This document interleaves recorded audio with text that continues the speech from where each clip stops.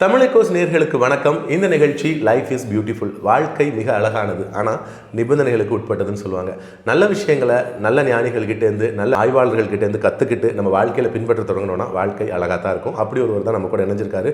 கிட்டத்தட்ட 20 வருடங்களுக்கு மேலாக ஆன்மீகம் சார்ந்த பல்வேறு ஆய்வுகளை மேற்கொண்டு அனைத்து மதம் சார்ந்த அவங்களுடைய புத்தகங்கள், ஞானிகள், சித்தர்கள், குருமார்கள் சொன்ன விஷயங்களெல்லாம் தேடி தேடி படித்து பயிற்சி பெற்று தான் பெற்றதை தன்னோடு நிறுத்தி கொள்ளாமல் அனைவருக்கும் பகிர்ந்து கொடுத்துட்டு இருக்கக்கூடிய ஒரு முக்கியமான நபர் திருநெல்வேலியை சேர்ந்த திரு சூர்யா சுப்பிரமணியன் அவர்கள் நம்ம கூட இணைஞ்சிருக்காங்க. வணக்கம் சார். வணக்கம். ரொம்ப மகிழ்ச்சி உங்களை சந்திச்சதில். உங்களுடைய நிறைய வகுப்புகள் அட்டன் பண்ணியிருக்கேன், உங்களுடைய கருத்துக்கள் நிறைய படிச்சிருக்கேன், நிறைய பேர் சொல்லி கேள்விப்பட்டிருக்கேன். இன்றைக்கி இந்த மாதிரி ஒரு நிகழ்ச்சி மூலமாக சந்திக்கிறதுல ரொம்ப மகிழ்ச்சி. முதல்ல நான் கேட்கணும்னு நினைக்கிற விஷயம் என்னென்னா, இன்றைக்கி எல்லாருக்குமே எதுக்கு எடுத்தாலும் கோவம், நெகட்டிவ் தாட்ஸ், திடீர்னு பார்த்தீங்கன்னா டென்ஷன் ஆகிட்டு பதட்டம் ஆகிட்டுங்கிறாங்க. சாதாரணமாக இருக்கவங்க திடீர்னு ஹார்ட் அட்டாக்ல இதாகிடுறாங்க. அப்போது இதுக்கு நிறைய விஷயங்கள் இருந்தாலும் கூட சிம்பிளாக ஒரு விஷயத்தை ஃபாலோ பண்ணது மூலமாக நம்மளுடைய சிந்தனைகளை, எமோஷன்ஸை பேலன்ஸ் பண்ணி கொண்டு போக முடியும்னா என்ன பண்ணலாம்னு நினைக்கிறேன். எந்த விதமான எதிர்மறை சிந்தனைகள் நமக்கு வரும்போதும் முதல் விஷயம் என்னன்னா, அது ஒரு சிந்தனையாக ஊட்டெடுக்கும் போது மெல்ல மேலேருந்து வரும்போது மூச்சோட பீட்டு, ஹார்ட் பீட் அப்நார்மலாக மாறினா மட்டும்தான் வரக்கூடிய எண்ணம் சிந்தனையாகவோ சொல்லாகவோ செயலாகவோ மாறணும் என்றால் நார்மல் ஹார்ட் பீட்லேருந்து அது அப்நார்மல் பீட்டுக்கு மாறணும். அப்போ நம்ம எண்ணங்களோடு சண்டை போட முடியாது. நாமளாக விரும்பி உருவாக்காத எண்ணங்களுக்கு நம்ம பொறுப்பாளி இல்லை.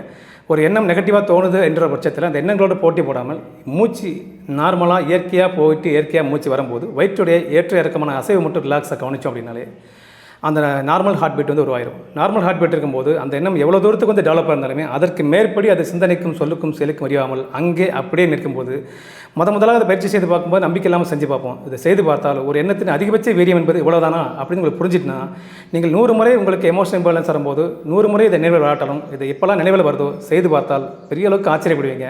அப்படி ஒரு முறை செய்து பார்த்து பலன் கண்ட நீங்கள் மீண்டும் மீண்டும் செய்து பார்க்கும் பொழுது உங்களிடம் நீங்களே ஒரு வியக்கத்துக்கு நல்ல மாற்றத்தை பார்க்கும் பொழுது நீங்கள் உங்களுக்கும் சமூகத்திற்கும் குடும்பத்திற்கும் பிடித்தமான மற்றும் ஒரு நல்ல மனிதராக மாறுவதற்கு இந்த சிறிய பயிற்சி பெரிய அளவுக்கு உபயோகமாக இருக்கும். என்ன பண்ணணும்? இயற்கையாக தான் எந்த விதமான நெகட்டிவ் சிந்தனைகள் ஏற்படும் பொழுதும் மூச்சு இயற்கையாக போயிட்டு இயற்கையாக வரக்கூடிய மூச்சு அதன் பொழுது வயிற்றோட லேசாக ஒரு ஏற்றம் இறக்க இருக்கும். இந்த வயிற்றின் அசைவை மட்டும் நம்ம கவனித்தாலே போதும், மூச்சு நார்மலாயிரும்.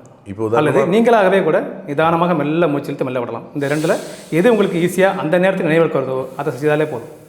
சொன்ன மாதிரி அந்த வயிறு விரியறதை நம்ம உணர்ந்து கவனிக்கணும். பட் அந்த டென்ஷன் நேரத்தில் ஃபோக்கஸாக கவனிக்கணும். விளையாட்டாக ரிலாக்ஸாக கவனிச்சாலே போதும். அந்த கவனிக்க ஆரம்பித்த அந்த தருணத்தில் அங்கங்கே அப்படியே நெகட்டிவ் எமோஷன் அப்படியே நின்றும் அது சிந்தனைக்கும் சொல்லுக்கும் செயலுக்குமாக விரியாது.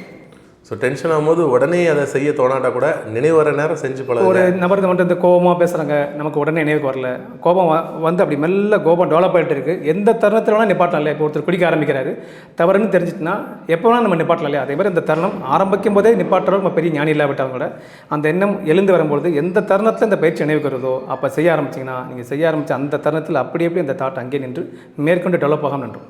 உண்மை. எதுவுமே தொடர்ச்சியாக பண்ணும்போது தான் மாற்றம் இருக்கும். இதையும் நீங்கள் செஞ்சு பாருங்கள். நன்றி. வணக்கம்.